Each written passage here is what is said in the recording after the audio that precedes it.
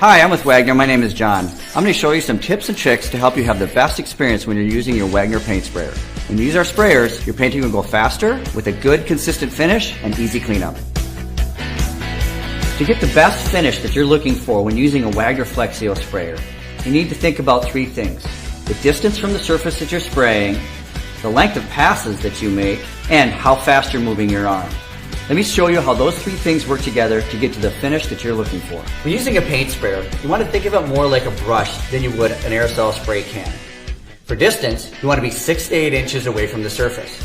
A good rule of thumb is put your fingers touching the surface and put the sprayer at the end of your hand and maintain that distance throughout the whole pass. As you're spraying, you want to minimize the number of times you go over a surface. So you want to cover it end to end with full passes as opposed to small, short motions. And finally, the speed that you're spraying.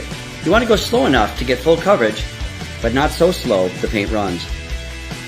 And one final tip to make sure that you get the best finish. Periodically wipe the tip of the nozzle to make sure that paint doesn't dry there and disrupt the spray pattern. Go to WagnerSpraytech.com for more tips and tricks and information on our sprayers. And remember, paint smart. Hi, I'm with Wagner. My name is John. I'm going to show you some tips and tricks to help you have the best experience when you're using your Wagner paint sprayer. When you use our sprayers, your painting will go faster with a good, consistent finish and easy cleanup. When using a sprayer, technique can make a big difference on how well the project goes. You want to make sure that you keep the sprayer straight onto the surface that you're spraying. You need to overlap by at least 30%, and you need to release that trigger at the end of every pass. Let me show you those 3 points.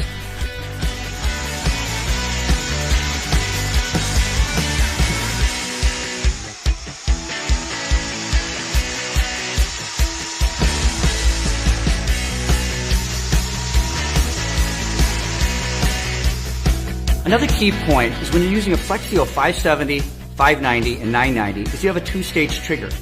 The first stage winds up the turbine and pressurizes the cup and just blows air. After the turbine is fully wound up, pull the trigger further to activate the paint. Go to WagnerSpraytech.com for more tips and tricks and other information on our sprayers. Remember, paint smart.